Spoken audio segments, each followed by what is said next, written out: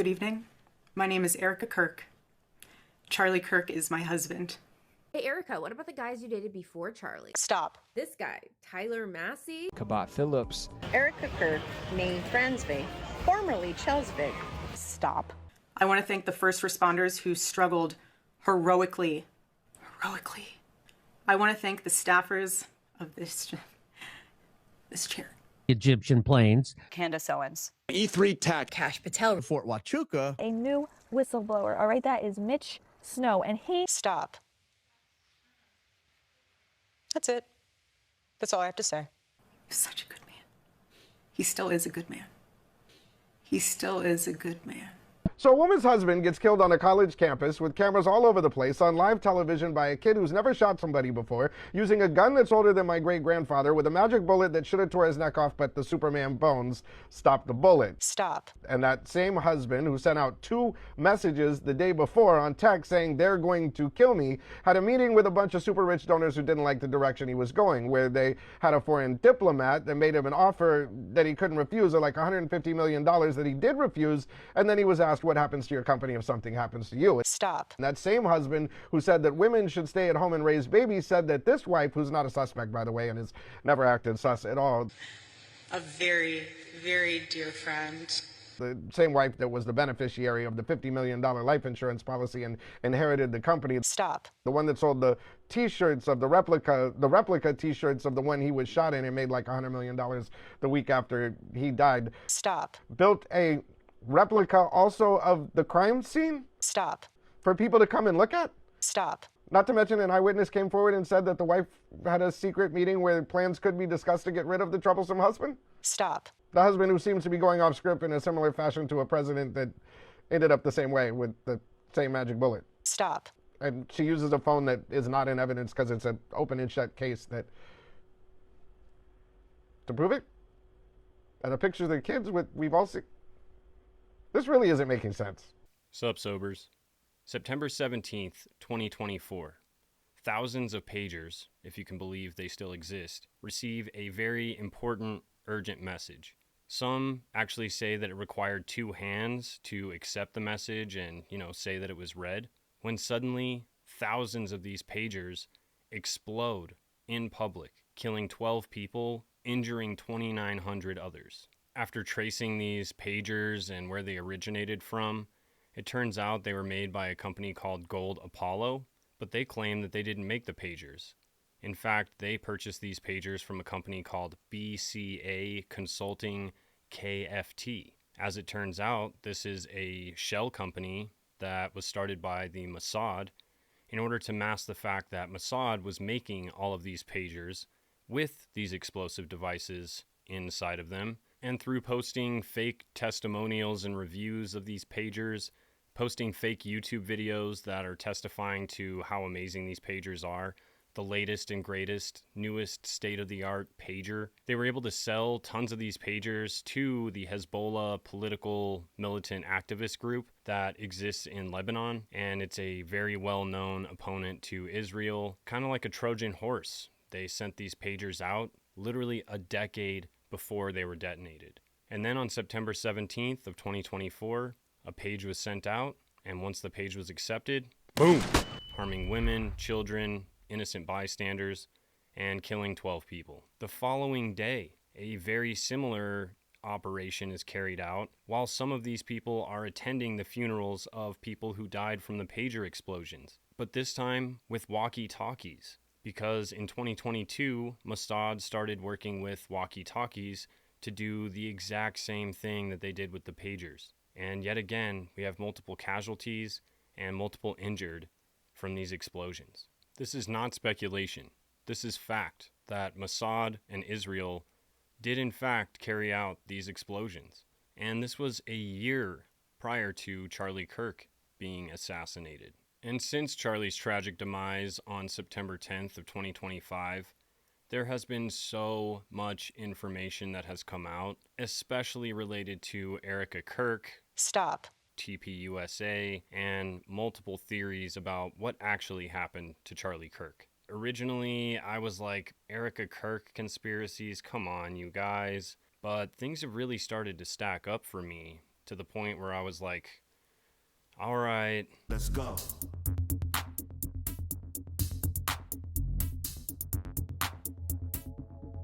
Alcohol.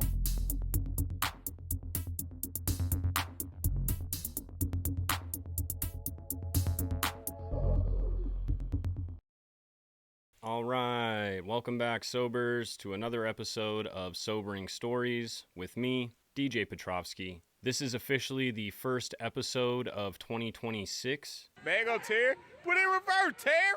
Put in reverse. Oh, Lord. But this episode was actually filmed last year. Stop. I hope you guys all had a really great and safe New Year.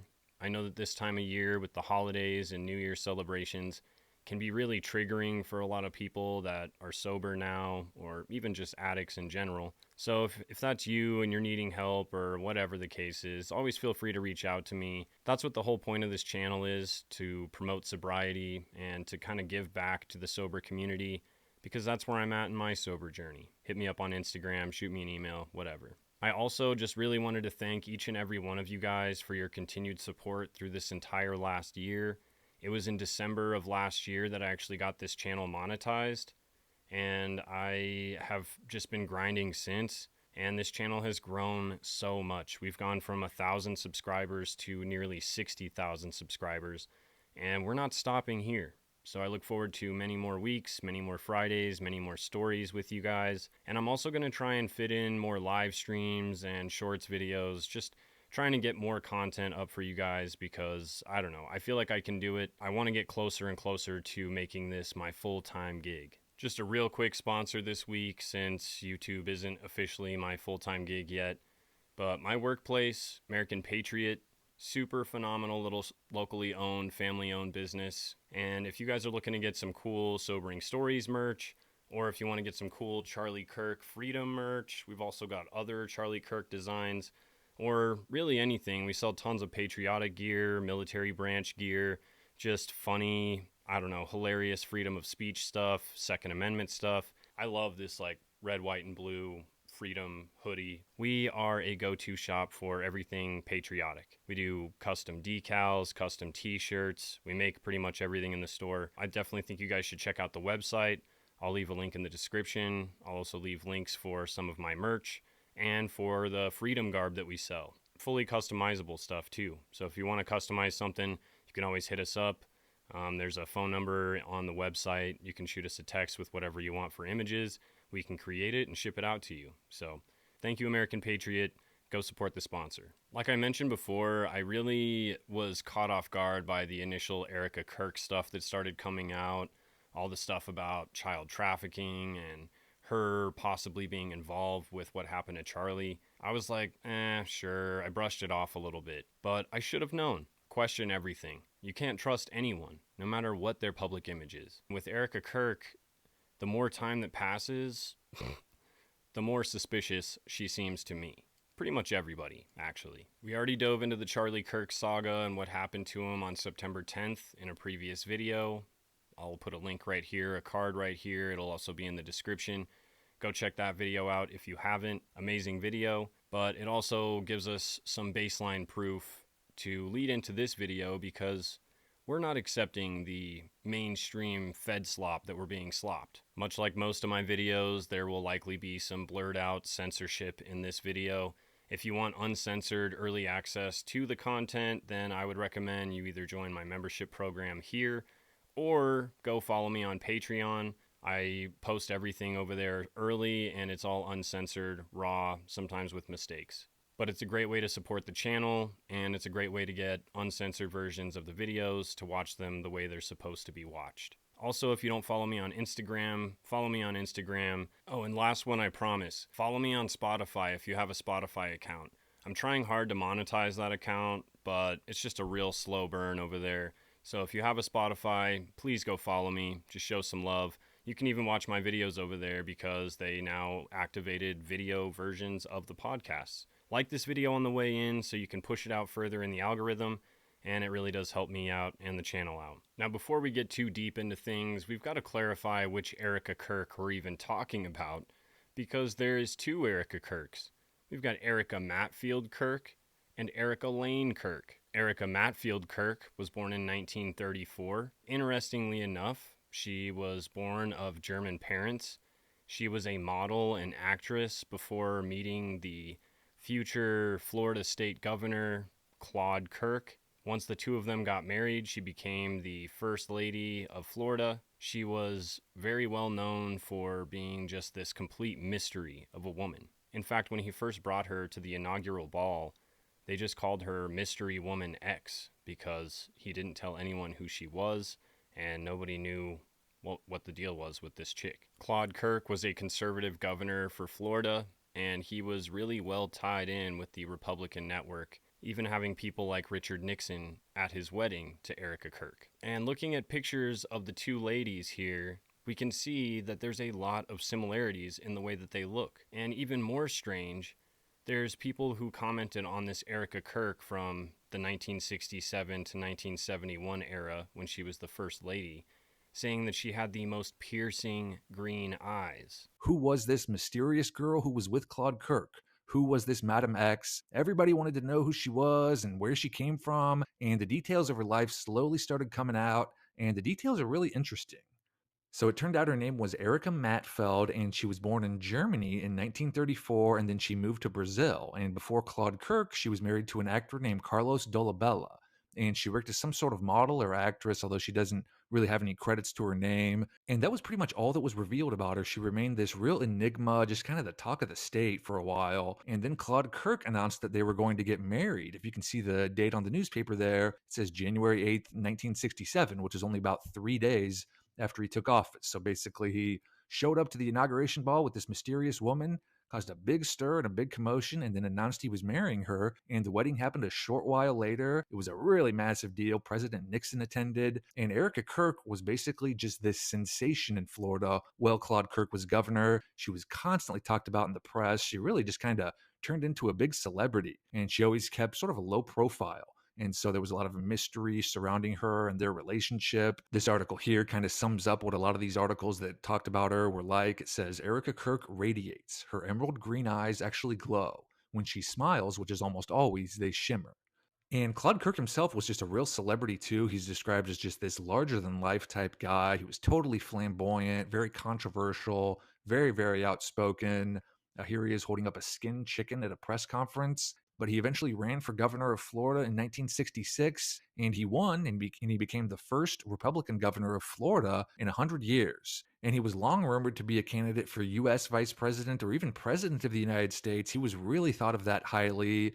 And anyway, Claude and Erika Kirk had a couple kids while they were in office, and she was just constantly talked about while Claude Kirk was governor. There are so many articles and features out there that were written about her. He ended up switching to the Democratic Party after this. He ran for governor again in the late 1970s, and he was always mentioned as a potential, presidential candidate or vice presidential candidate. And he actually tried to run for president in 1984, but was unsuccessful. And that was pretty much that. It's starting to sound real strange here because it sounds extraordinarily the same as Erika Kirk that we know from today. It might mean something, it might mean nothing, but that is hella weird. Just to be clear, though, we are referring to Erika Lane Kirk, née Frantzve, who was born on November 20th, 1988 in Warren, Ohio. She was born to parents Kent and Lori Frantzve, and she ended up growing up in the Arizona area, mostly because of what her parents did for work. Both Lori and Kent worked as consultants for the Department of Defense and the Department of Homeland Security.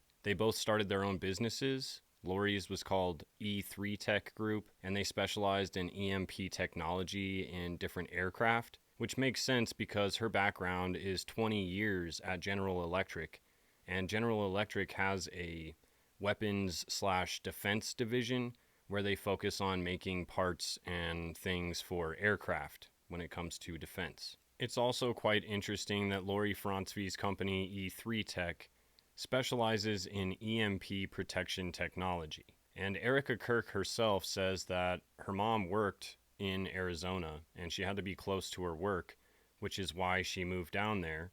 And she then says that her mom worked really closely with the DoD. How did your mom choose Phoenix? So she chose to move to Phoenix from Ohio because there was more of an opportunity for a female business owner out here, especially from the standpoint of she was getting involved with the government, so Homeland Security and Department of Defense. And so she had other business partners that were out here that were already in that industry. She was getting involved with the government, so Homeland Security and Department of Defense. Now, what I find interesting about this is that the EMP protection technology is typically being used and installed in different aircraft. And one of the biggest uses, I would imagine, would be in drones. And one of the biggest manufacturing and research centers for drone technology is Fort Huachuca in Arizona, which is about 90 minutes south of Scottsdale, where they were living. So already things are just really weird. And Truthfinder searches made it even more weird because there's tons of random corporations and companies that they've started that have since gone under or have no information at all available about them. Just really weird. Before she's even born, her family has some really interesting ties and background. Kent started a consulting firm called AZ Tech, and mostly they just were in charge of looking into compliance in terms of different DoD and DOH projects. But there's speculation that he got the skills he needed to become a consultant like this for the DoD and DOH because he worked 12 years with Raytheon. Raytheon is the company in charge of creating Israel's Iron Dome. The Iron Dome is their missile protection system that you guys have seen the videos of them just launching missiles in the sky, keeping other missiles from entering Israel. So it is kind of an interesting possible connection, though we haven't found any verifiable proof that he did this. In fact, Kent Frantzve is kind of a ghost when you look online. The only thing we really do know about him is that he's a prepper because of this super weird singular video uploaded to YouTube. For a guy with no online presence, this is super weird.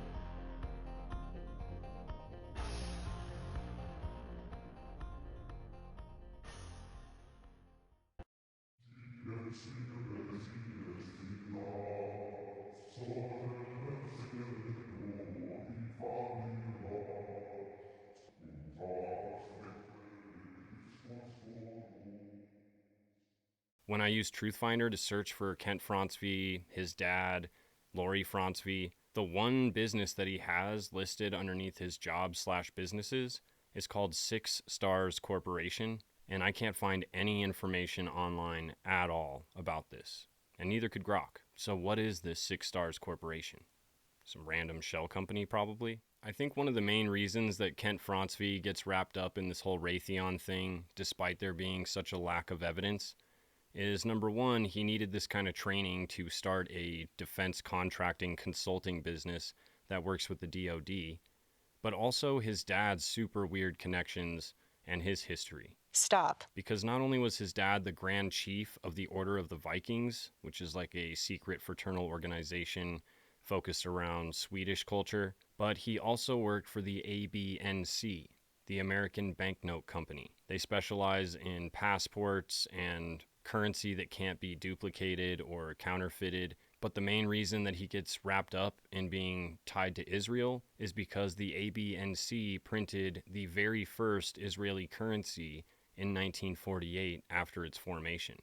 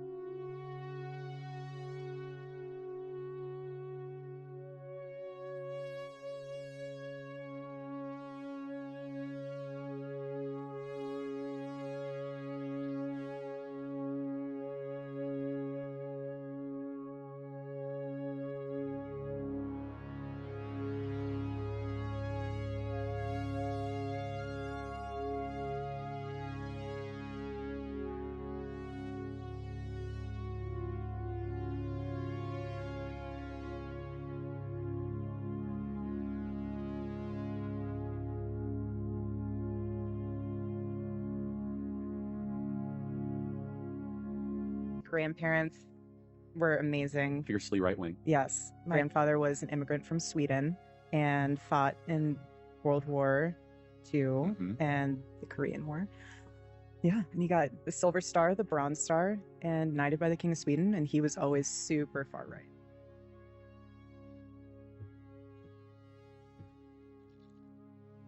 And knighted by the King of Sweden.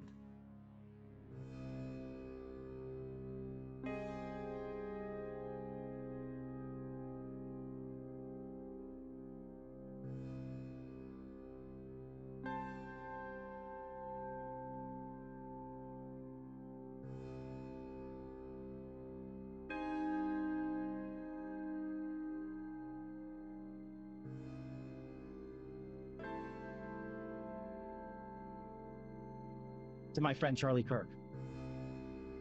Rest now, brother. We have the watch, and I'll see you in Valhalla.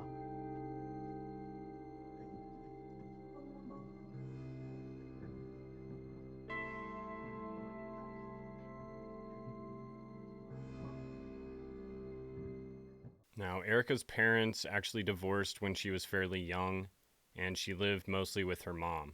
I guess she grew up practicing Catholicism, and her mom would have her help out at the local soup kitchens in town. She was just instilled with very Christian values from an early age. Erika played basketball and volleyball for Notre Dame Prep School, and then she would go on, because she was such a great athlete, to play basketball for Regis University, which is actually in Denver, Colorado. She would then transfer to Arizona State University, where she would double major in political science and international relations. But I would say the most interesting thing that she did at the age of 18 years old was she started and managed a charity called Everyday Heroes Like You. Now, a lot of you have probably already heard about this, but a part of this Everyday Heroes program was this Romanian Angels ministry, which was set up, obviously, in Romania.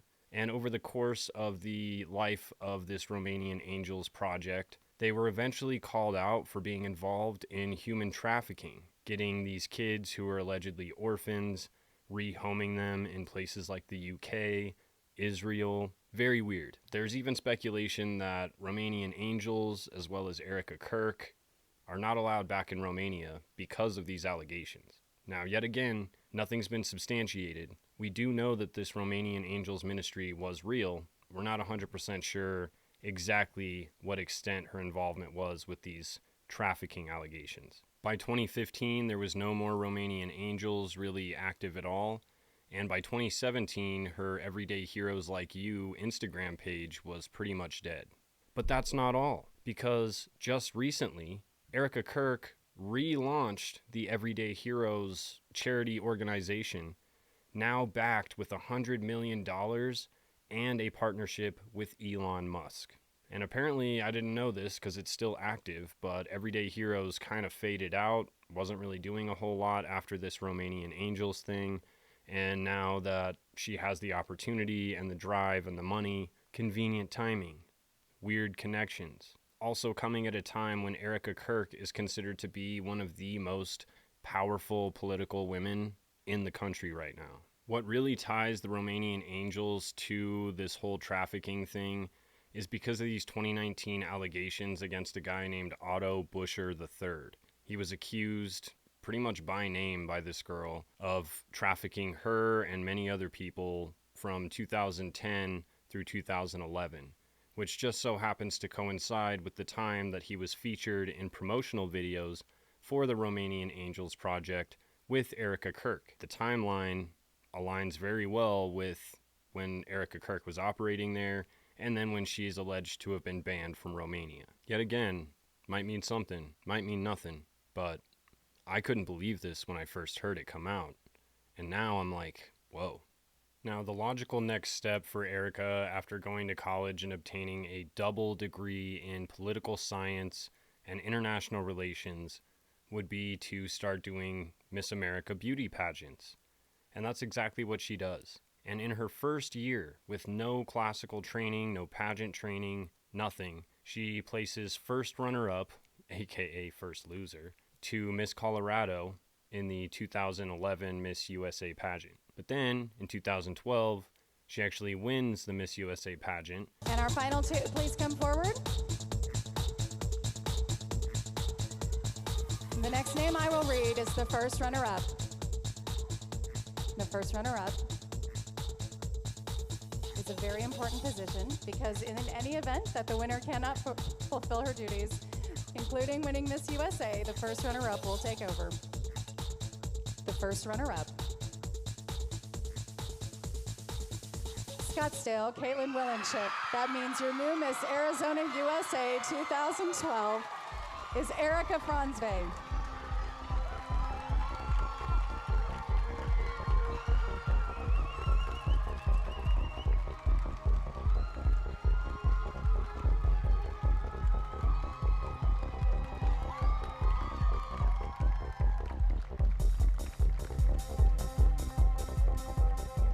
Your new Miss Arizona USA. Let's get that crown on her head.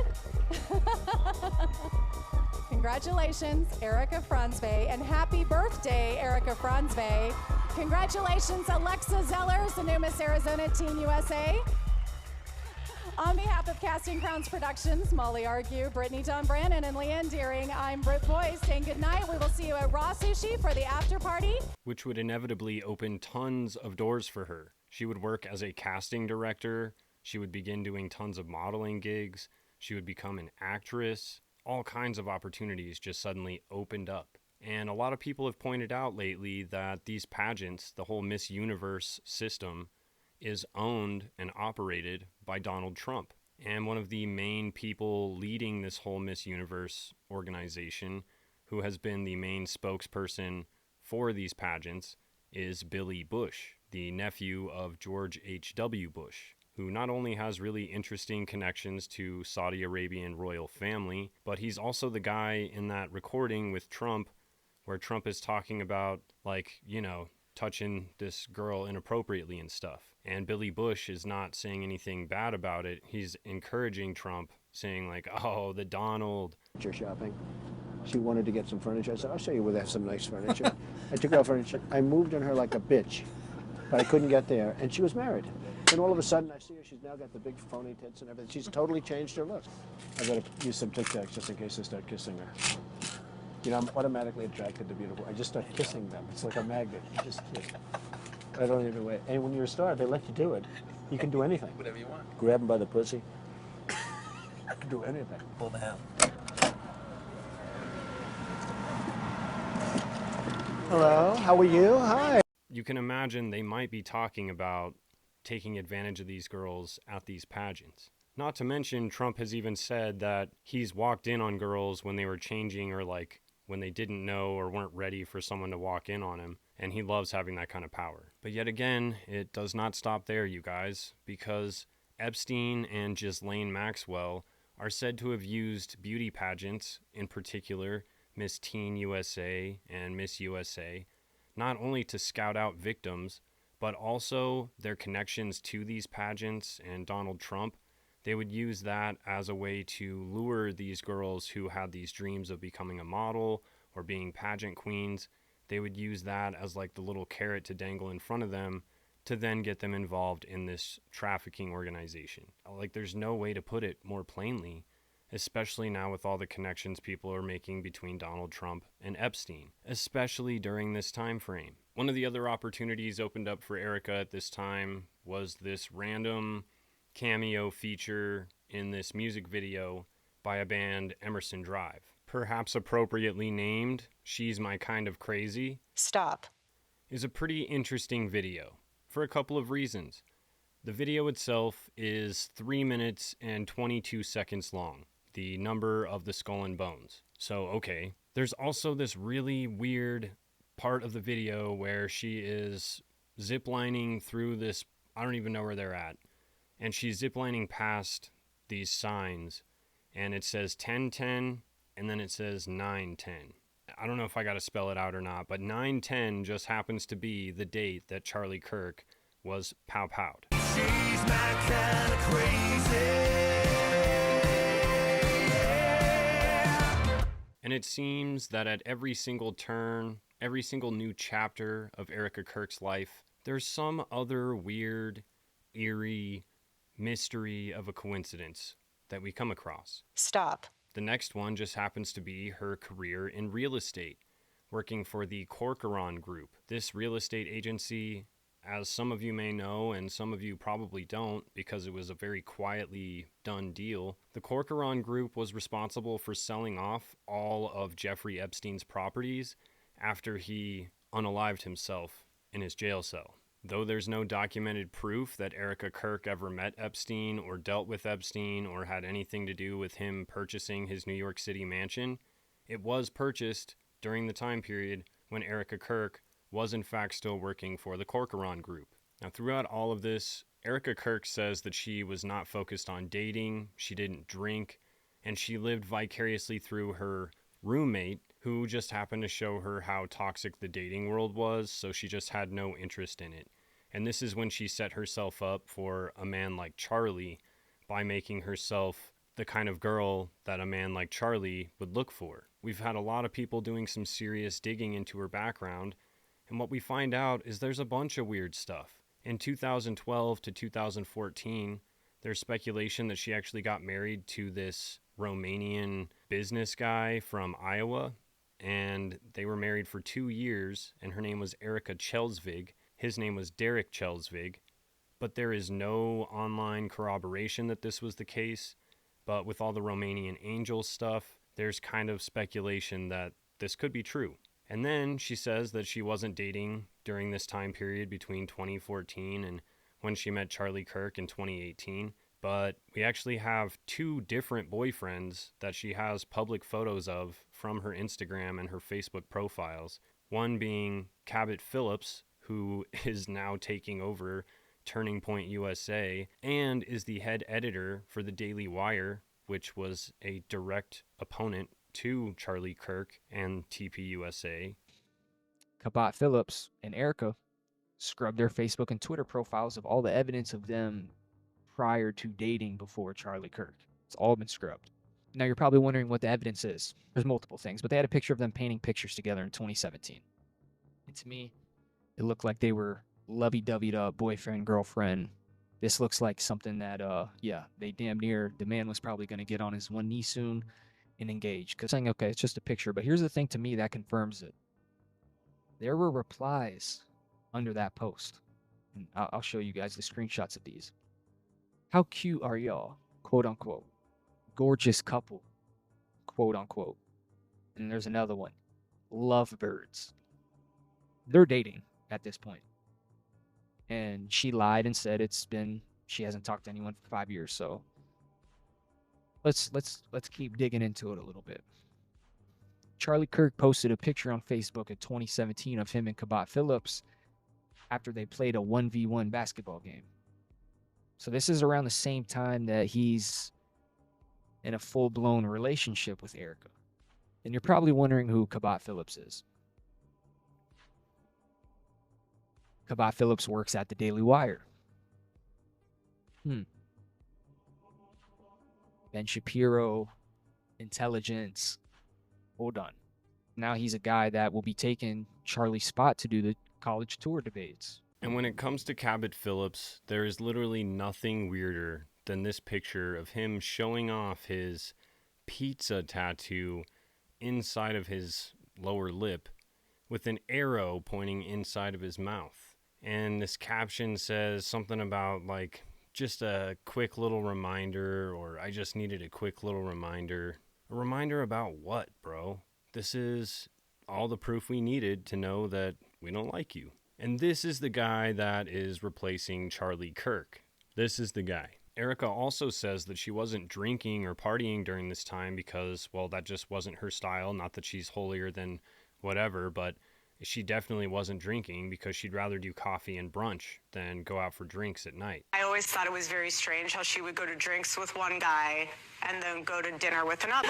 Somehow getting drinks was the replacement of having coffee and breakfast. I personally would rather have coffee or brunch with someone than going, I don't drink. I find it unproductive. And why are you here drinking and dating on a reality show that actually was filmed the year you met Charlie? So you obviously were dating. So I'm not understanding your timeline. I mean, you're talking to a guy here who's asking you out on a date and you're taking his number? And here you are in your date. I've honestly spent the majority of my life being one of the most sought-after bachelors. Great. But I'm just really excited to spend some one-on-one time with Erika. I really do like her, and I'm excited to get to know her a little bit more. Erika, hello? I just want to understand how you so confidently lied to our faces when this footage was on national television, and you know the footage is out there. The pictures of your boyfriends that you dated are still public online, and you know that, but you still lie like this. Stop. And yet she's on this reality show, definitely dating, and this seems like the lamest reality show ever, and she's clearly drinking as well. So, I don't know. Nothing she says so far seems to be true. So why would we trust anything she says now? And yes, it does get deeper than that, because this roommate that she was living vicariously through is actually her cousin, Lauren Rothstein, who is the daughter of Scott Rothstein, who is one of the biggest Ponzi schemers in American history, getting away with $1.4 million in Ponzi scheme money. And then her brother, Alan Rothstein, who supposedly has taken over the family business and is involved in the same kind of high-profile clients, very much like Jeffrey Epstein, likely in the very same wealth elite world as Jeffrey Epstein. There's speculation that this Alan Rothstein is doing the exact same thing as what his dad was doing. Massive Ponzi scheme, which makes sense why Erika would want to keep that information on the down low. She wouldn't necessarily want to come out and say that her cousin is Lauren Rothstein. But we now found that out. No offense to my homies out there, but I don't know anybody who has accomplished as much as Erika Kirk has in a very short, 23 years. Not only did she accomplish all the things we've already talked about, but she also started a Bible reading club, organization, foundation thing where they read the Bible cover to cover, front to back, in a full year, called Bible in 365. Then she also started a faith-based clothing company called Proclaim in 2018. Seems like it was fairly successful. And she continued on with this faith-based theme, and she started a podcast in 2019 called Midweek Rise Up Podcast.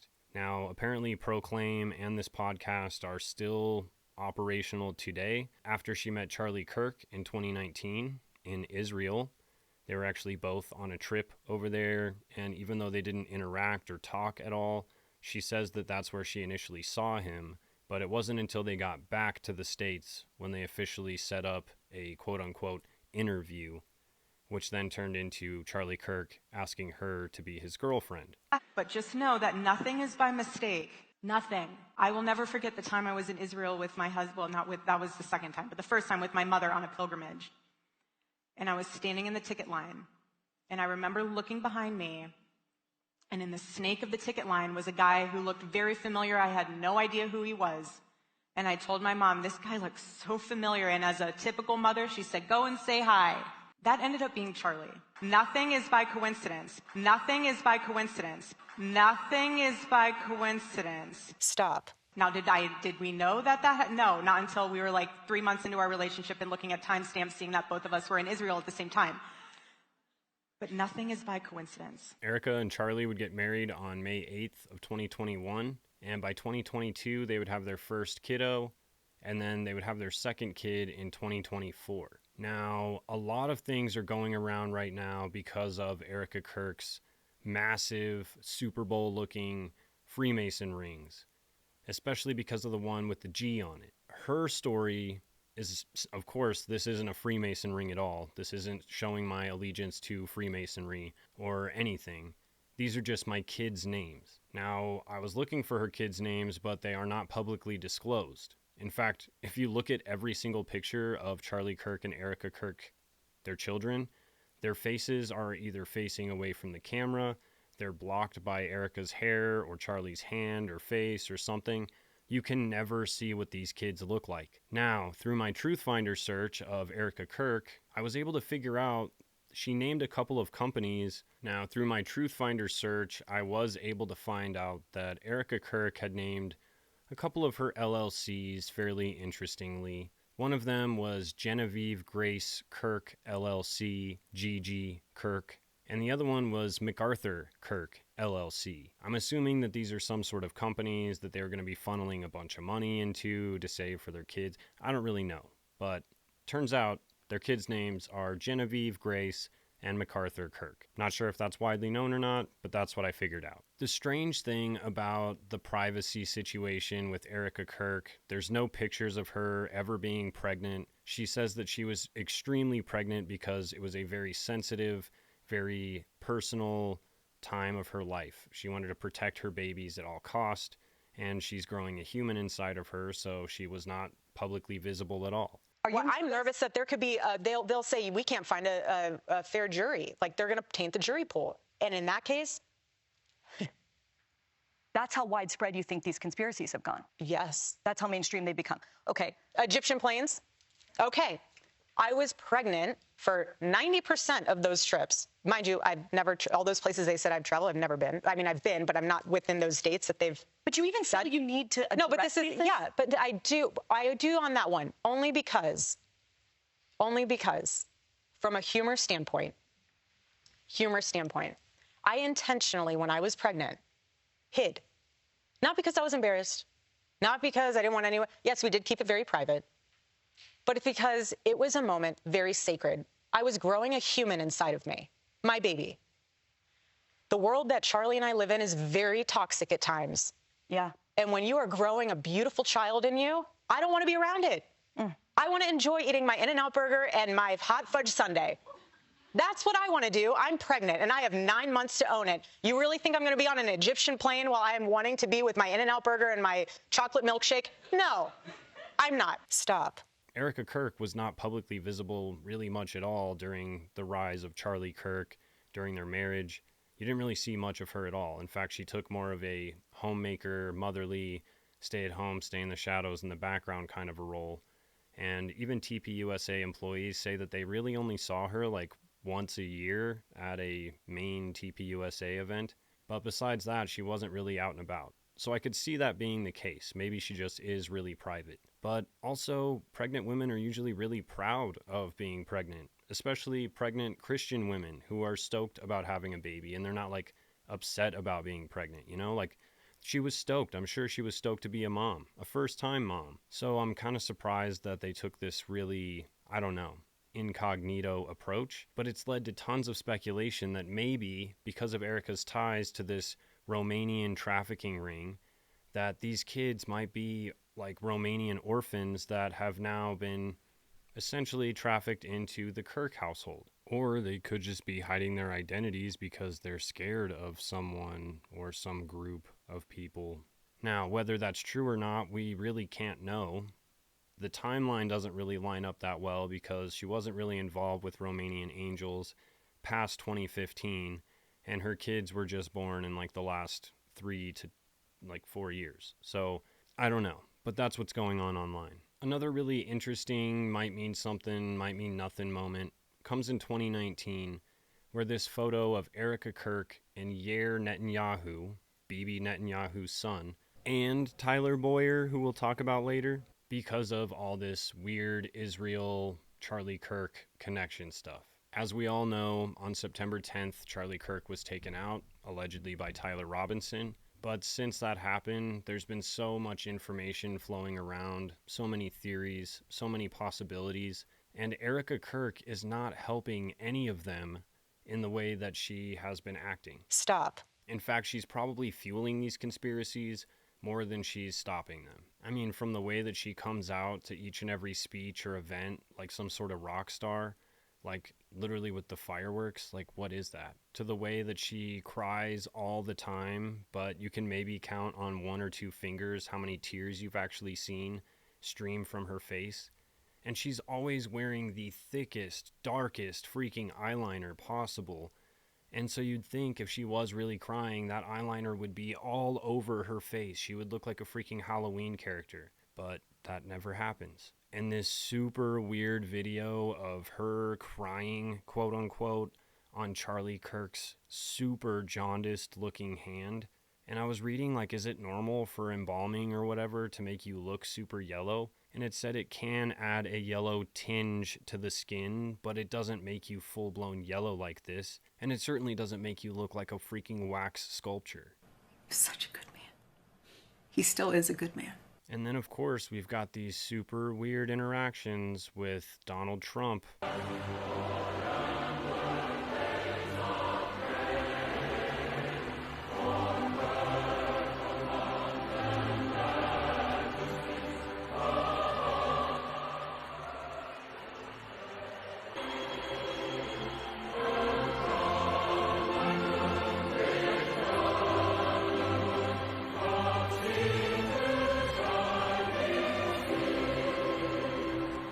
J.D. Vance.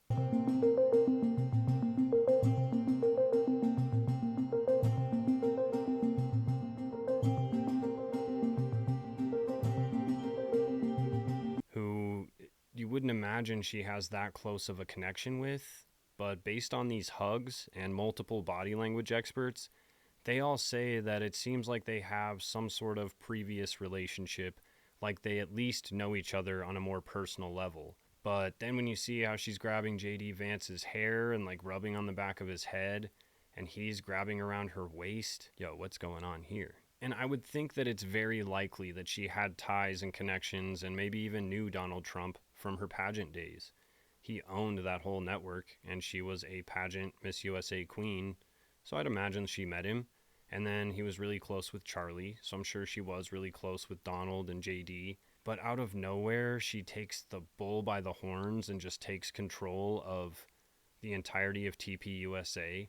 She becomes one of the most powerful political women in the entire world at this point. And strangely enough, some of the Israeli donors, I guess, were talking to Charlie Kirk maybe like a couple weeks before he was assassinated.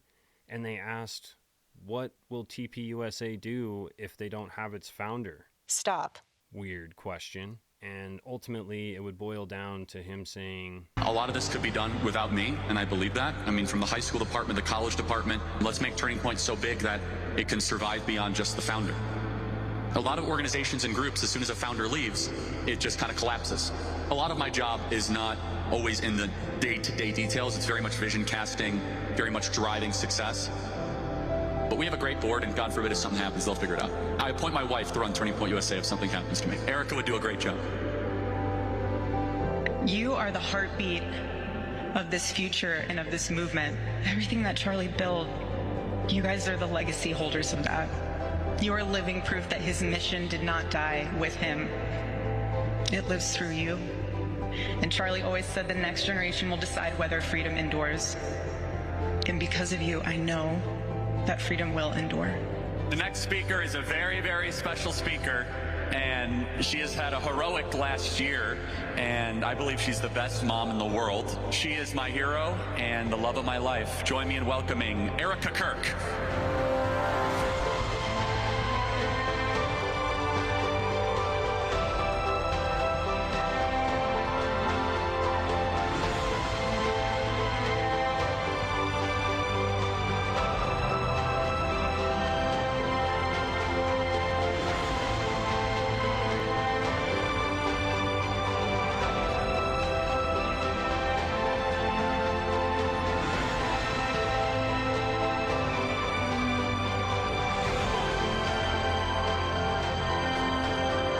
That was just weird. Using like a weird AI video compilation version of Charlie Kirk, essentially introducing his wife as the new CEO and face of Turning Point USA. Isn't it a little convenient that they had that pre-recorded to go ahead and just slap on this America Fest? What's going on here? It just seems so weird. And for a very private mother who didn't want anybody to see her pregnant, doesn't want anybody to see her kids, she sure does want you to see her crying and mourning over the loss of her husband. And yet, when it really matters, when she's doing these speeches and public events, she does not seem like she is being genuine. She seems like she's acting. Stop. And she does have the history of being an actress, being in TV shows, being a casting director. I'm a trained actor, and I've worked in film and on stage for years, and I can tell you, that any trained actor can see right through Erika Kirk. Good actors have different methods of getting into character. This allows them to express the genuine emotions that the scene elicits. But bad actors always have the same MO: exaggeration and melodrama. One of the biggest tells of a bad actor is gesturing, also known as the Vanna White effect. If you don't know who she is, Google her. For example, they deliver the line, "I have a headache," while rubbing their temples or grabbing their head to show you how much pain they're in. But does anyone actually do this when they really have a headache? The challenge for the actor is to live as if something were true while knowing that it's not. A good actor can temporarily suspend their disbelief to create an illusion for the audience. But when the actor can't even get themselves to believe the lie, they gesture to try to convince us to believe it. And Erika's entire speech is just one big gesture after another. I can already hear you saying, well, Erika isn't an actor, but I disagree. She's just a really bad one. It's all just so strange, right? Now, another really weird, eerie, probably coincidence, right, is going to be the connections with Mikey McCoy, Charlie Kirk's chief of staff, and his dad, Rob McCoy, who's a pretty notorious pastor. I'm sure you've seen him talking about all the Charlie Kirk stuff. But he's the pastor of the Calvary Chapel of 1,000 Oaks in California, which just so happens to be the very same church organization that Lou Taylor and her husband also own and operate out in Brentwood, Tennessee. And if you don't know who Lou Taylor is, then I'd recommend you go watch my Britney Spears episode, and that'll help. Now, what started as just really weird feelings and a lot of mystery surrounding Erika Kirk has really evolved into people digging super, super deep into her background, her parents, her family, where she's been, what she's doing, all kinds of things. And I'd say the biggest things that we've found out recently have really led people to wonder what really happened to Charlie Kirk. The first thing that really caught my attention anyways is this possible motive situation that we've uncovered. Because as we always know, you gotta follow the money. Just 8 days before Charlie Kirk was assassinated, he had announced a Doge-style audit to take place within TPUSA. And at the same time, he had removed Tyler Boyer from the COO position of TPUSA, which kind of makes you think that there might have been a reason for that.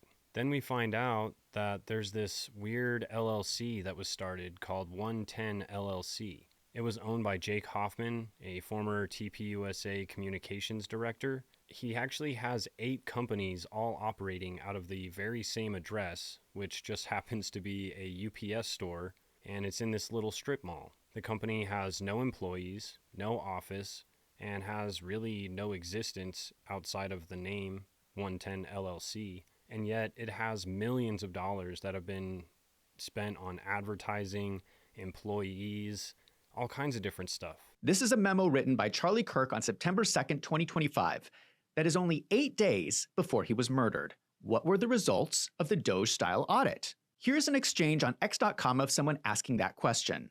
Why was Charlie about to audit the finances, and will it still be audited? This was responded to by someone from Turning Point named Tyler Boyer saying, "We audit our finances every year. They were just audited at the end of our fiscal year in July. And then 8 days before Charlie Kirk was murdered, he appoints a new person as COO. Isn't that a strange coincidence?" Tyler Boyer was removed from his position in the same memo that Charlie Kirk announces a financial audit. Then after that, Charlie Kirk is murdered, and Tyler Boyer is on X.com saying that no audit is necessary.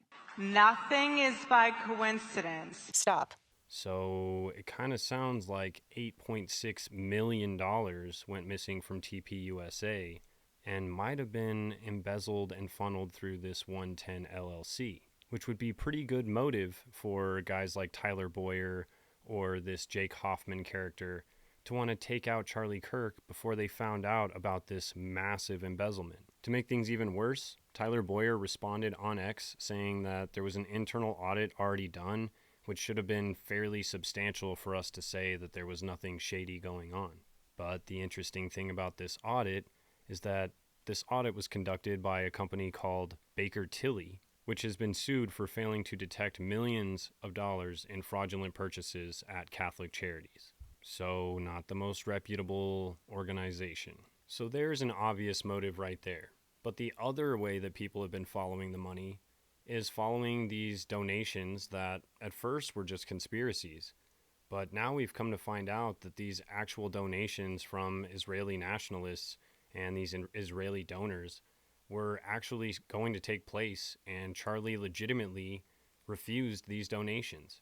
So people are wondering, maybe Charlie refused these donations, but Erika, who has kind of grown up in money, who's always had money, didn't want to risk denying these donations and possibly putting TPUSA at risk because we are breaking ties with Israel, which has led tons of people to wonder if Erika Kirk has closer ties to Israel than she's led us to believe. She met Charlie Kirk in Israel. She's got that picture with Yair Netanyahu. She very openly talks about how her and Charlie observe the Sabbath on Saturday, which is a Jewish tradition, not a Christian tradition. Typically that's Sunday. So it really does make you wonder, like, how closely tied she really was to Israel. But all of this building up just to say that these recent allegations that Candace Owens has uncovered from this guy who's allegedly a Green Beret working at Fort Huachuca, he alleges that he saw Erika Kirk and Brian Harpole at Fort Huachuca on September 8th of last year. I can confirm on this podcast live every step of your story in terms of where you went, what time you were there, that there was this big meeting that happened. I confirmed the location with other people that are on Fort Huachuca currently. I can confirm everything with metadata. I obviously can't confirm that you saw who you say you saw. If you had to put it at a percentage that you saw Brian Harpole, what percentage would you put it at? 95. 95%. Okay. 95 to 99. I mean, when I saw him, on the interview with his face and gestures, with that photo, it struck me in my gut. I blew it off until there was, some other pictures that came up with other people. What other people? Other pictures? If you want me to say, there's a picture of Erika Kirk with a ponytail, and from her past. That person matches who I saw at Fort Huachuca in the lobby the night before, and she was with that man in the lobby, and that man, he was present at that meeting the next morning. Now, this would be really interesting, knowing that her mom has such close ties to the government. She has really interesting ties to defense contracting, Homeland Security. They also seem to be really close and buddy-buddy with Israel at this point. And then we've got this story that I brought up at the beginning, a year prior to Charlie Kirk being assassinated, with these exploding pagers and exploding walkie-talkies that were basically manufactured by the Mossad. Now, what Baron Coleman and John Aaron Bray have both pointed out is that there's some really interesting things that have happened and kind of line up that may mean something, may mean nothing, but definitely interesting. First of all, Baron Coleman is able to track through this website where you can track government spending this miniature explosive device that was purchased on May 1st, I believe, of 2025, with the date of fulfillment, where it's to be shipped, where it's to be sent to, on August 25th of 2025. Now, Brian Harpole says that they started beginning planning for the UVU event where Charlie was actually shot on August 24th of 2025. And so we started our first before that one, the 24th of the month prior. So it's very interesting timing that those both line up. But then there's also this thing that Baron points out with this SAM 00 flight. Apparently these SAM flights are special air missions, and they're reserved for really high up levels in politics and the military. But these SAM 00 whatever flights are usually reserved for extremely high ranking personnel like the president or the vice president. Now, people have spat out tons of different possibilities for who this SAM flight actually had on it, and all of the people they've thrown out, they've been kind of debunked as there's no way they could be on this flight. Baron Coleman thinks that it was J.D. Vance that was on this flight. The interesting thing about this flight, outside of the fact that it landed in my home city, super strange, is that this flight left Camp Springs, which is where all of the flights for the president would take off from, and it flies to Colorado Springs. Allegedly, there is this meeting that was supposed to take place in Colorado Springs at the same time as when this explosive device was shipped to Colorado Springs and was just kind of left there to be implanted into Charlie Kirk's microphone. So this flight then heads down to Las Vegas for whatever reason. We still don't know. Baron Coleman speculates it could be to meet up with Kash Patel to involve him on this whole scheme, this whole plot. And then it flies back to Camp Springs. Now, he says this is really interesting because this same SAM-00 flight only has made one other trip to Colorado Springs doing this same kind of flight path. So it's not a very regular flight. It seems like he was going there for a very specific reason. Now, the reason he thinks that this flight is so interesting on top of that is because this same flight would make its way down to Fort Huachuca on September 9th. If it was carrying this explosive device microphone that they were going to use on Charlie Kirk, this is when they would have handed it off to his chief of security, being Brian Harpel, and Erika Kirk, who was said to have been on that military base by an eyewitness whose name is Mitch. But it has to do with the alleged meeting that took place at Fort Huachuca. If that flight at Fort Huachuca, meeting at Fort Huachuca didn't take place, this flight has significantly less importance. But because that meeting at Fort Huachuca the day before Charlie Kirk was assassinated has not yet been disproven, no one, not a single person yet, has provided a legitimate alibi for not being there. This flight still has significant relevance. And again, for those of you who didn't watch that program, this significant relevance was this SAM-000 flight. That's almost assuredly the Vice President of the United States. We've got the 25th in the back of our head. And I started thinking, I know I've seen that 25th somewhere else. Yes, I did see it somewhere else. And I'm going to walk you through where else I saw it. And this is important because it could explain the story we're setting up tonight. You remember the Accurate Energetic Systems explosion in McEwen, Tennessee? It killed 16 people instantly. It was a military contractor who mixes up military-grade explosives and then sells them to the United States government and other foreign actors. And so I did what I do. I got on sam.gov. This is sam.gov, by the way. This is the, usaspending.gov. This is the way to track federal spending. Almost every federal dollar that goes to a contractor is listed through here. I slide down here and I see this description.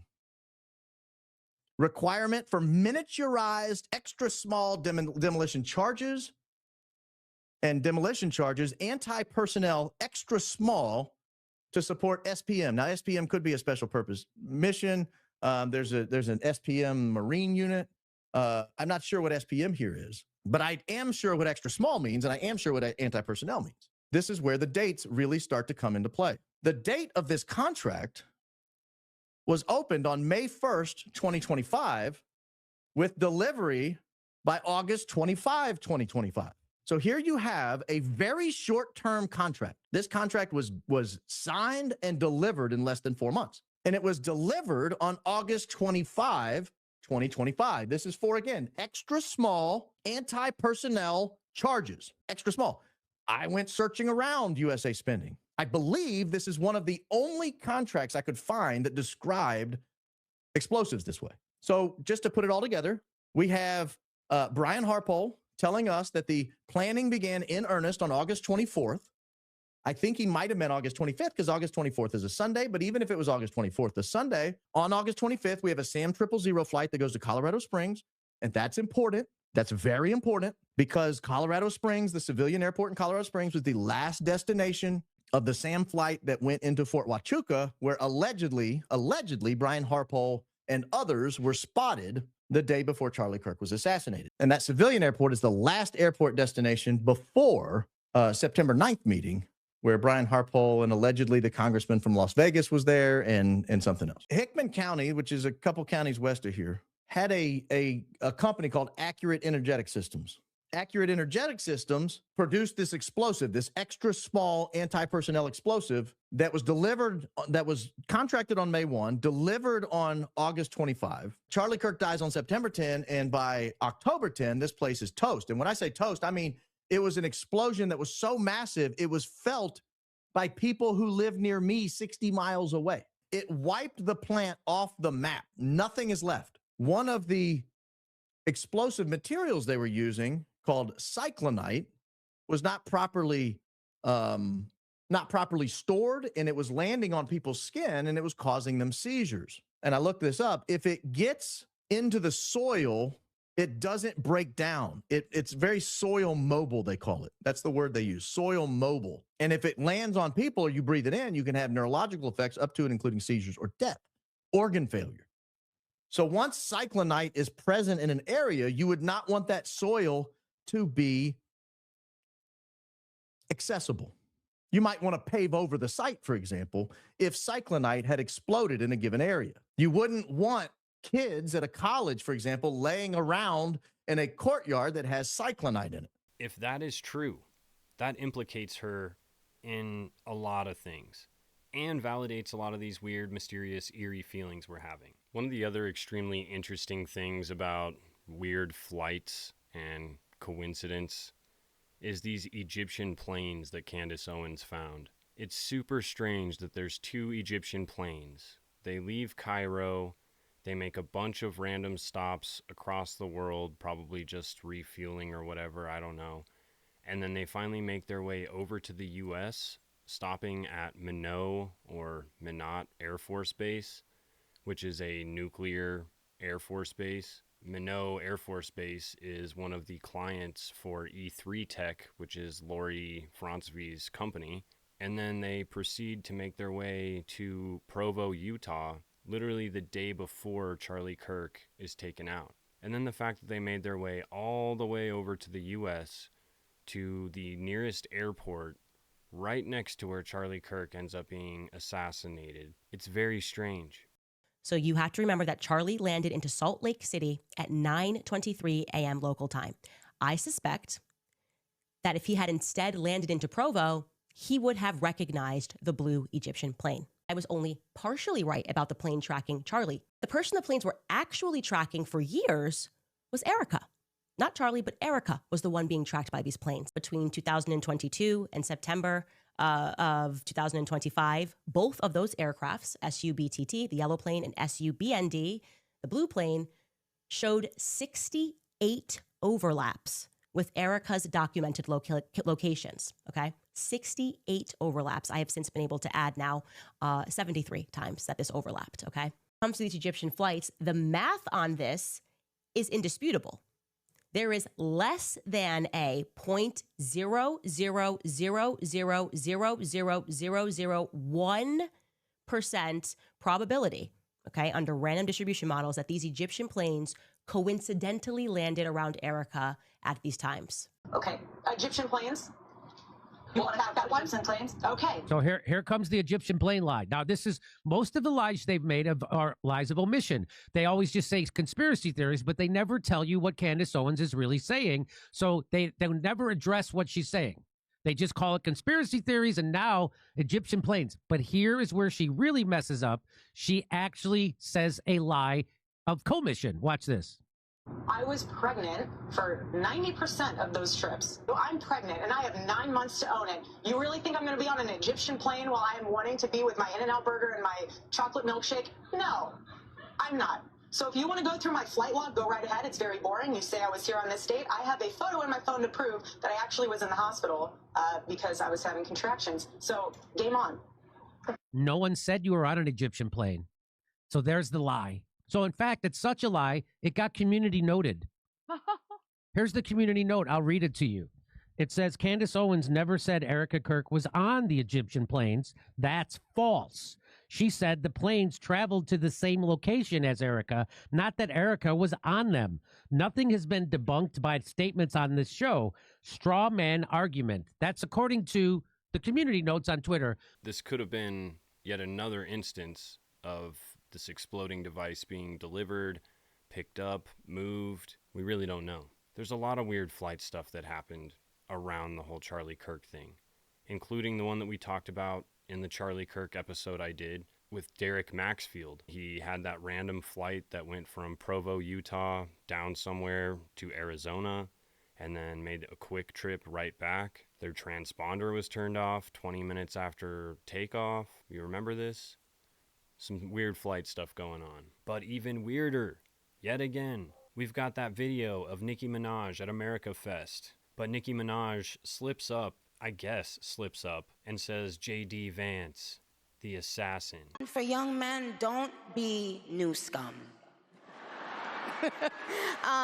Yes, see, dear young men, you have amazing role models like our handsome, dashing president.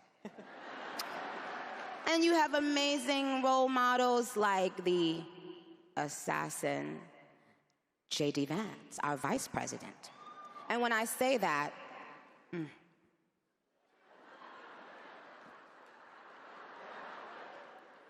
trust me, there's nothing new under the sun that I have not heard, so you're fine.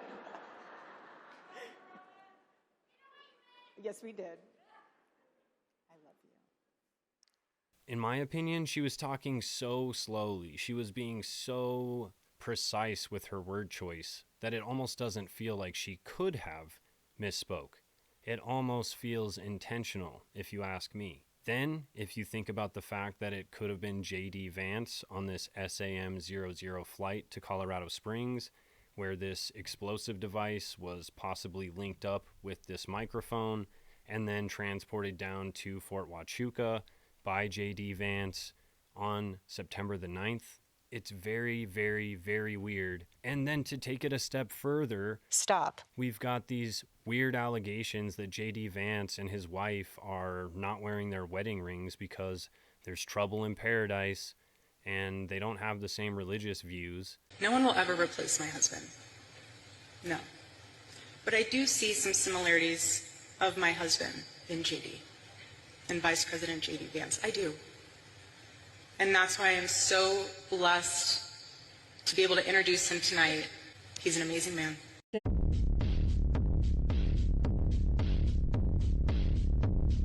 Notice something? No wedding ring. I have never seen her happier. Never seen her happier. You are married to a woman who is not Christian. Believe in the Christian gospel, and I hope eventually my wife comes to see it the same way. No one will ever replace my husband. I see some similarities of my husband in JD. It seems to me that this is saying something without saying. Divorce rumors have started circulating yet again. JD Vance is getting hit on both sides, and she's all smiles. Now, without JD, and not wearing the ring. Interesting. And with all these weird hugs and touching and just the way that she just endorsed J.D. Vance for president 2028. We are going to get my husband's friend, J.D. Vance, elected for 48 in the most resounding way possible. He hasn't even announced that he's running for president in 2028, and yet she's out here already endorsing him. It really feels like, to me and a lot of people, that J.D. Vance and Erika Kirk are being groomed or created to be this future political super couple. I don't know. Yet again, it might mean something, it might mean nothing, but seriously, how many coincidences before it's no longer coincidence? The other piece of information that I found lends a lot of credibility to this whole concept is that J.D. Vance has been literally exposed for being a Trump hater. He even compared Trump to Hitler at one point. Promise you this, I will be a vice president who never forgets where he came from. Trump is a really bad candidate, and frankly, I think a really bad person. We love this guy. I'm a never Trump guy. I never liked him. Donald J. Trump, and that's our guy for President of the United States. I'm definitely not going to vote for Trump. My current plan is to vote either third party, or as I joke to my wife, I might write in my dog. I think that he's leading people in a very dark direction. I officially accept your nomination to be Vice President of the United States of America. I can't stomach Trump. I think that he's noxious and is leading the white working class to a very dark place. It turned out to be a good choice. but he's on video saying that he would never vote Trump. He'd literally vote for his dog before he voted for Trump. And yet now he's Trump's vice president. So what lengths is he willing to go to in order to achieve political success? Clearly, he's willing to run and be the vice president with a guy that he literally can't stand in order to achieve this success. What other lengths would he go to achieve this success? Oh yeah, maybe like change his name a couple times because he's having a gender identity crisis. Not really sure which way he swings. And yet now, he certainly does not have that same perspective. And just to throw a little bit of extra on top, just in case you weren't fully convinced yet, Erika Kirk just released Charlie Kirk's new book called Stop in the Name of God: Why Honoring the Sabbath Will Transform Your Life. And yet again, I have to bring up the fact that the use of the term Sabbath is typically reserved for the Saturday observance in Judaism. Christianity is not typically going to refer to it as the Sabbath. Now, I can certainly understand the sentiment, and it technically is still the Sabbath. It's just observed on a different day. It's just cultural, social norms and cues are not being followed here, which makes you feel like she's talking about Jewish Sabbath, which makes you feel like she's even more connected and tied to Israel. And now she's using Charlie Kirk's book to reestablish her devotion to Israel and TPUSA's devotion to Israel, especially after all these leaks about Charlie in his last few weeks or months of his life, slowly turning his point of view on Israel. It's just really, really, really weird. And clearly this is a massive money grab because this book is obviously a #1 bestseller right now. It's #1 on Amazon, Audible book sales, pretty much #1 everywhere, as you would imagine. And on top of that, can you imagine how much money she just made on selling all of those freedom shirts? I can't tell you how many people at the shop were like, yo, I'm so glad you have these, because their website's totally backed up and on back order. They don't even have those shirts right now. And because of that, we sold a bunch of them, which is great. But at the same time, I mean, she is just raking in the cash. And they are already a massive multi-million-dollar political organization. Follow the money, you guys. Follow the money. Stop. But I do want to know what you guys think about Erika, about all of this. And honestly, this whole thing, really, I just don't know what to make of it. Even after doing all of this research, it's just got me feeling even more confused. Probably the most concerning and most off-putting piece of Erika Kirk, though, is simply her eyeballs. They freak me out. They freak you out. They're literally frightening. And I could not imagine her watching over me on Christmas morning opening Christmas presents this last Christmas at all. But we serve a just God. And I rest easy in knowing that. He's sovereign, but he's just. And so let the Lord handle that. Seriously, her eyes are wild, like super wild. And remember what I said about the other Erika Kirk? She had piercing emerald green eyes. What the fuck? But I really do appreciate you guys sitting, chilling, hanging out with me for this long. If you enjoyed the episode, please hit that like button. Make sure you subscribe, because I've got a lot more good stories in the bank, and I've got a lot more good stories to come. Please make sure you guys hit the notification bell and share this with 50 to 60 of your closest friends and family members so that everybody knows what's going on. If you can't get enough sobering stories, then I've got a playlist I'll leave at the end, and I'll leave a couple videos for you to check out as well. Other than that, I look forward to doing this again with you guys next week for another one. But until then, sleep safe, stay sober, stay awake. We're adding that one on there. And seriously, don't stare into Erika Kirk's eyes for too long. You might turn to stone. Later, sobers. Oh wait, I did have one more thing I wanted to leave you guys with. Why is it that the new TPUSA America Fest logo, the American flag in there, only has 33 stars, 3 rows of 5 stars, and 3 rows of 6 stars? 666. And I for sure would be remiss if I didn't mention the fact that Erika Kirk, when she was standing next to Trump in this photo, she threw up the Baphomet. She threw it up. So I don't know. What's that about? Drop it in the comments. Later, sobers. Let's go.